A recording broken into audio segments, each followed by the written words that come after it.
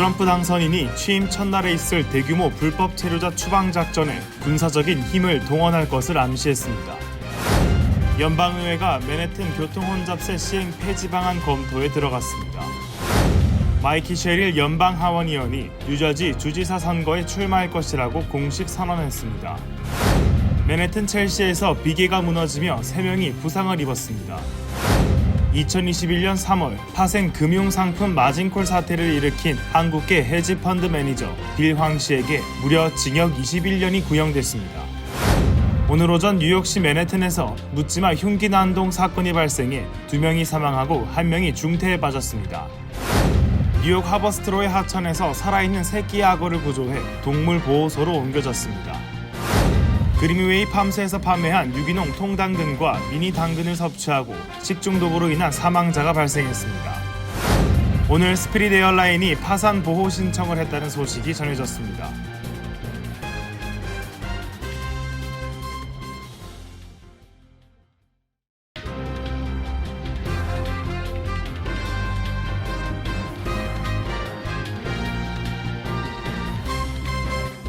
안녕하십니까.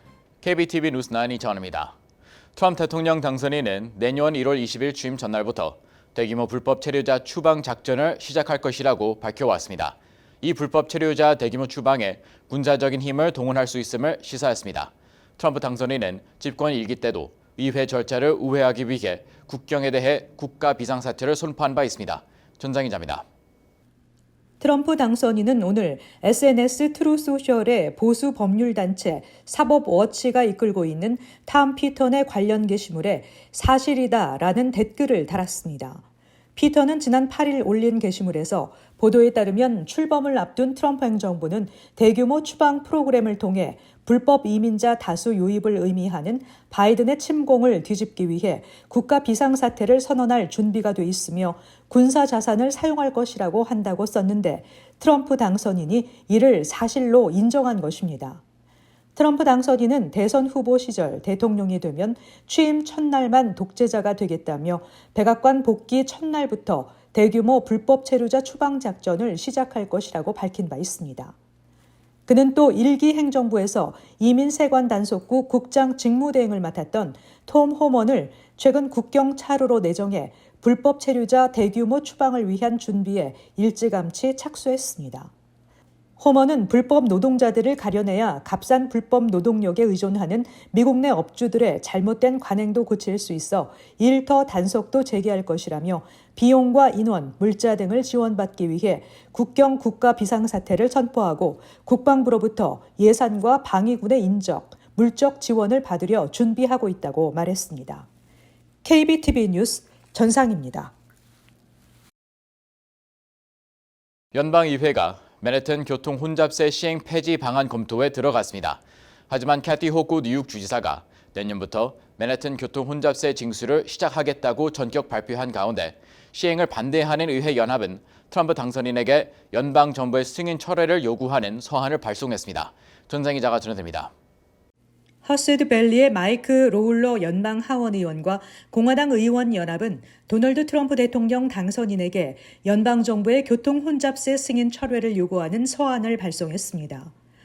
마이크 로울러 의원은 서한에서 트럼프 대통령이 취임 후 행정명령으로 교통 혼잡세를 폐지하지 못할 경우 연방의회가 교통 혼잡세 폐지에 나설 것이라고 밝혔습니다.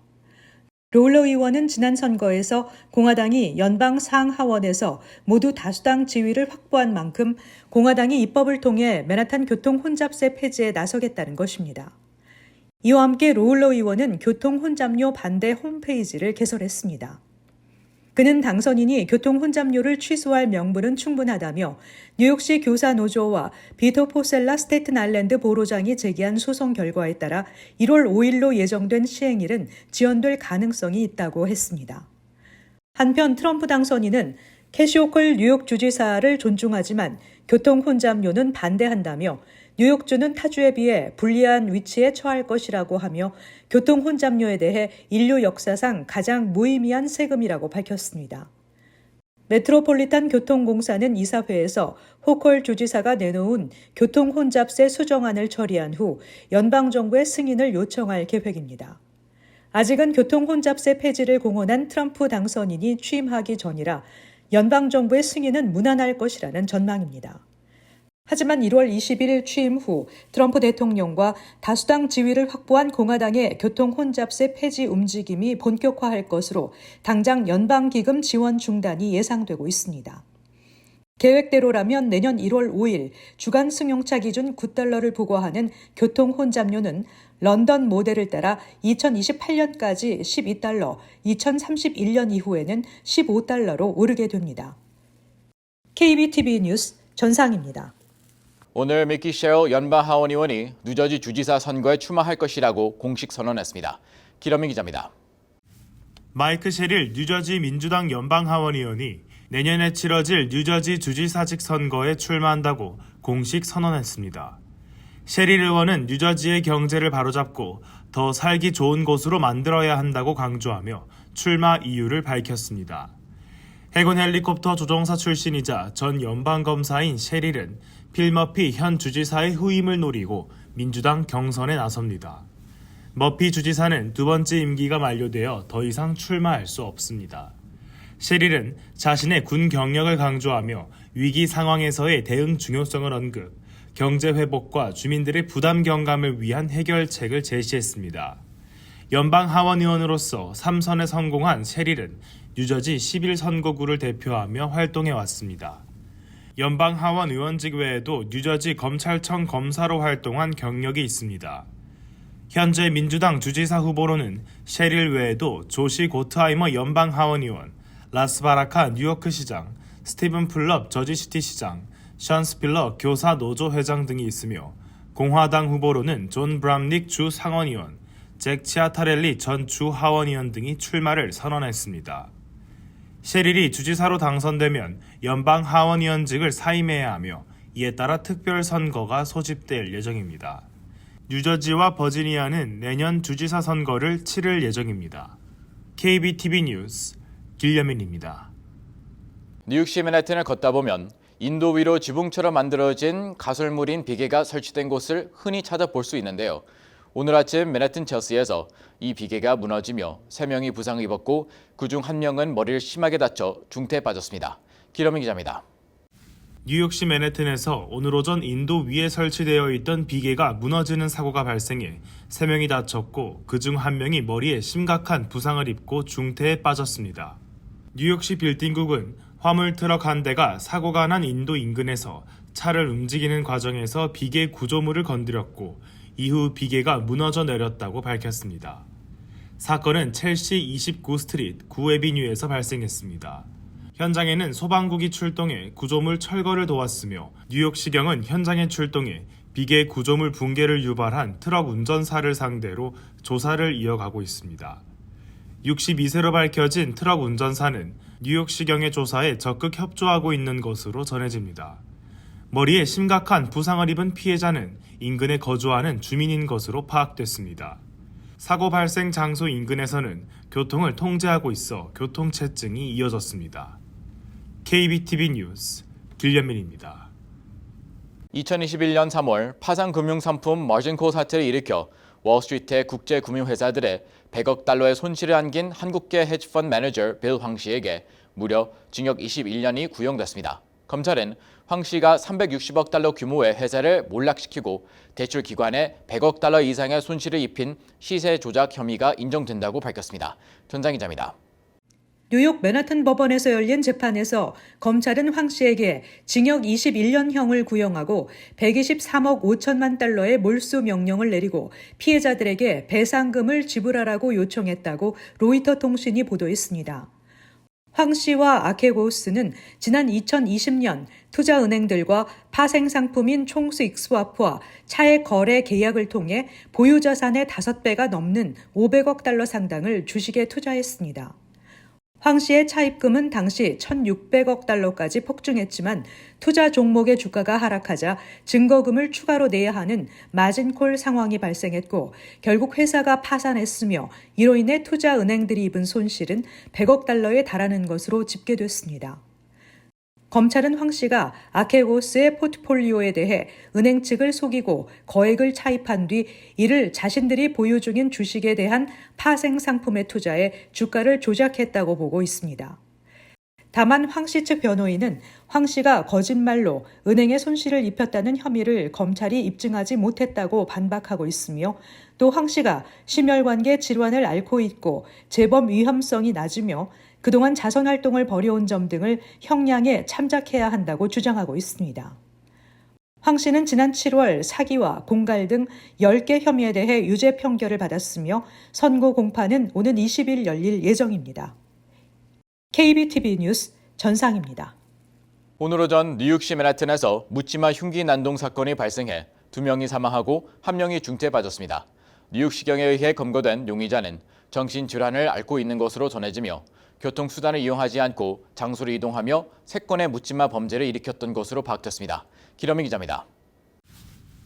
오늘 오전 뉴욕시 맨해튼에서 묻지마 흉기 난동 사건이 발생하여 2명이 사망하고 1명이 중태에 빠졌습니다.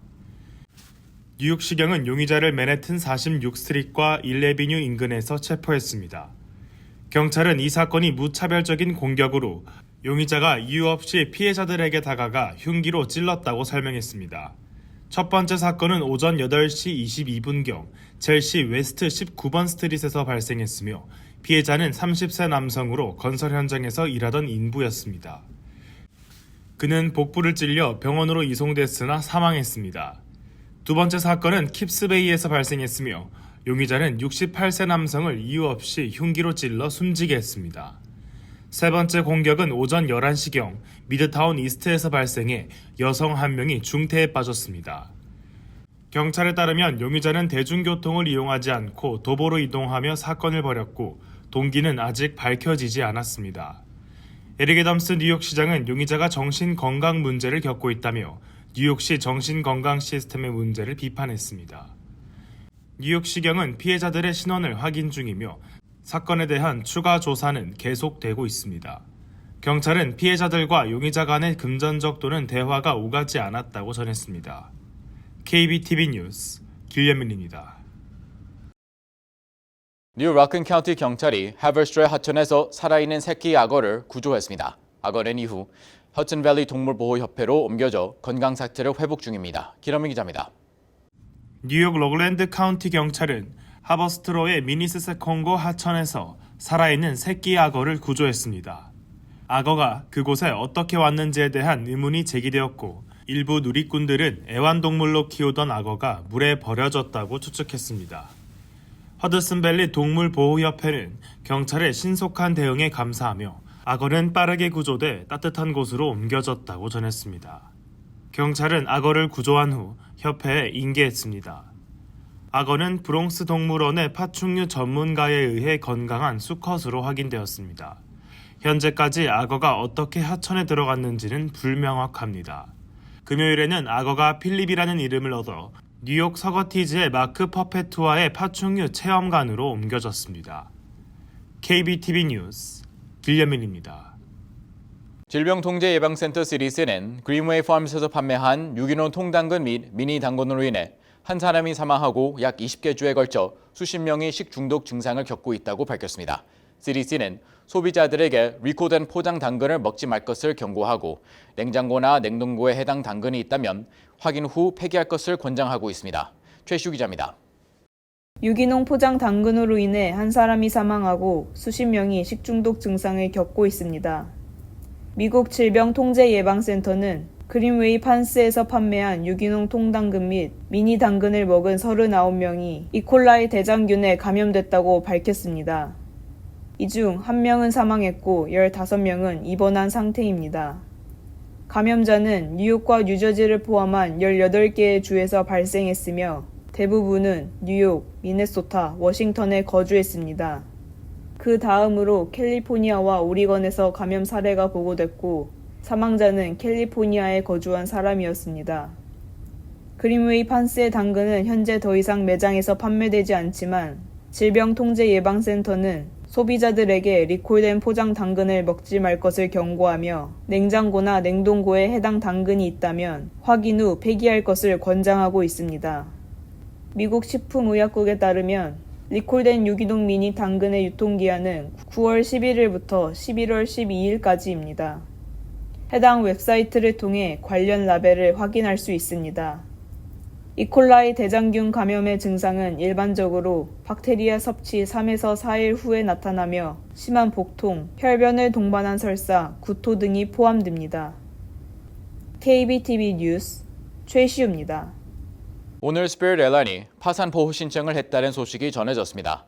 파산 진행에도 불구하고 항공권 예매를 비롯한 모든 서비스는 정상적으로 운영될 것이라고 전해졌습니다. 기러미 기자입니다. 스피릿 항공은 코로나 팬데믹의 영향으로 25억 달러 이상의 적자를 남기며 jetblue 항공사의 매각에 실패했고 결국 파산 보호 신청을 했다고 전해졌습니다. 이대로라면 내년에 10억 달러 이상의 부채를 떠안는 결과를 예상했습니다. 항공사 측은 파산 과정 중에서도 모든 게 정상 운영될 것이며 항공권 예매를 포함한 항공사 로열티 포인트, 크레딧과 다른 혜택들 또한 모두 영향받지 않고 정상적으로 운영될 것이라고 전했습니다. 플로리다 기반의 항공사의 주식은 지난 금요일 월스트리트 저널이 파산 신청에 대해 기사화하고 25% 하락했습니다. 지난 8월 스피릿 항공사 CEO 테드 크리스티는 채권 소유자에게 다가올 부채 만기에 대해 알렸다고 전했습니다. 또한 그는 현재 부채를 위한 자금을 보충 중이며 전반적인 유동성을 개선하고 시장에 재구성된 새 상품을 알리고 로열티 프로그램을 성장시키는 것에 집중하고 있다고 밝혔습니다. 이러한 상황에서 항공사 측은 지난 10월부터 12월까지 예정되어 있던 항공편을 20% 줄였습니다. 하지만 이러한 움직임은 오히려 경쟁 항공사를 도와주는 격이 될 것이라는 전문가들의 분석도 나왔습니다. KBTV 뉴스 길려민입니다. 뉴저지 버겐 카톨릭 고교 12학년이며 레오니아 보이스카우트 71 트룹 소속인 한인 학생 최영우 군이 타운 출신의 참전용사 초상 배너를 제작해 타운 곳곳에 전시하는 레오니아 베테랑스 배너 프로그램을 주도해 화제가 되고 있습니다. 2023년 12월에 시작된 베테랑스 배너 프로그램은 올 메모리얼 데이에 맞춰 57개 배너를 제작하고 $17,000 이상의 기금을 모금한 뒤 이어 지난 11일 베테랑스 데이를 앞두고 추가로 22개 배너를 제작해 총 79개 배너와 함께 $20,000가 넘는 기금을 모으는 성과를 거뒀습니다. 최고는 주민들과 참여자들이 참전 용사에 대한 정보를 제출해 배너 제작을 후원했고 시정부, 교육위원회, 경찰서, 소방서, 공공작업부서, 제양군인회와 협력해 큰 호응을 얻고 있다고 전했습니다. 뉴욕 한인회가 미주 한인의 날 및 뉴욕 한인회 창립 65주년 기념 갈라를 내년 1월 13일 맨하탄에 위치한 직펠트 볼룸에서 성대하게 개최합니다. 뉴욕 한인회 2025년도 신년 할애식은 내년 1월 2일 뉴욕 한인회관에서 개최하기로 했습니다. 한편 재무보고에 따르면 뉴욕 한인회는 5년 만에 재개된 2024 코리안 퍼레이드와 페스티벌에서 약 $20,000의 흑자를 기록했습니다. 또 앞서 6월 실시된 기금 마련 골프 대회에서 약 $60,000의 흑자를 낸 것으로 보고됐습니다. 이사회에서는 또 제39대 회장 선거를 위한 선거관리위원회를 12월 말까지 구성하기로 했습니다. 뉴욕 뉴저지 항만청에 따르면 조지 워싱턴 브릿지와 링컨 터널, 홀랜드 터널 등 뉴욕과 뉴저지를 잇는 다리와 터널 통행료를 내년 1월 5일부터 인상합니다. 승용차 기준 이지패스 결제 통행료가 피크 시간대 $15 38센트에서 $16 6센트로 인상되며 오프 피크 시간대에는 $13 38센트에서 $14 6센트로 오르게 됩니다. 항만청은 물가 상승 지수를 반영해 통행료를 43센트 올리고 이와는 별도로 2025년부터 2028년까지 4년 동안 매년 25센트씩 통행료를 인상할 방침이라고 밝혔습니다. 이외에 맨하탄과 뉴저지를 잇는 열차 서비스인 패스트레인 요금이 현재 $2 75센트에서 내년 1월 12일부터 $3로 인상됩니다. 퀸즈 플러싱을 관할하는 백구경찰서의 지구대가 칼리지 포인트에 신설됩니다. 에릭 아람스 시장은 퀸즈 칼리지 포인트와 와일스톤, 베이 테라스, 비치 허스트 지역을 전담하게 될 백구경찰서 지구대를 창설한다며 이를 통해 비상 및 9.11 신고 대응 시간이 개선되며 지역 공공안전이 한층 강화될 것으로 기대한다고 밝혔습니다. 백구경찰서 지구대는 현 NYPD 폴리스 아카데미 건물 내에 들어섭니다. NYPD에 따르면 백구경찰서 지구대에는 12명의 간부와 54명의 경찰관이 배치됩니다. 잠시 후 커뮤니티 브리핑을 전해드립니다.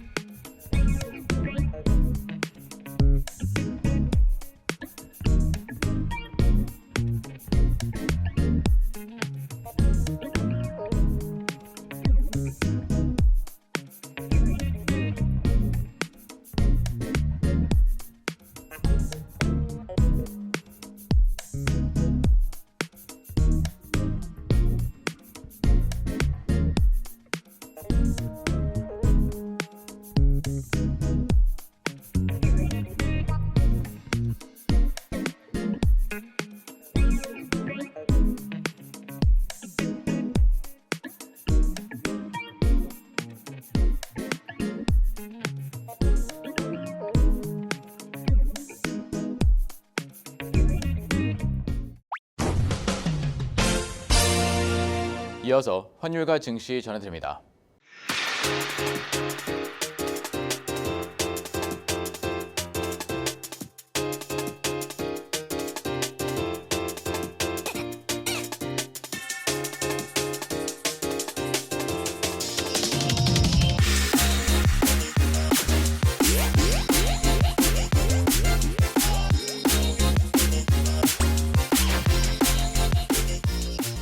잠시 후 뉴욕과 뉴저지 날씨 전해드립니다.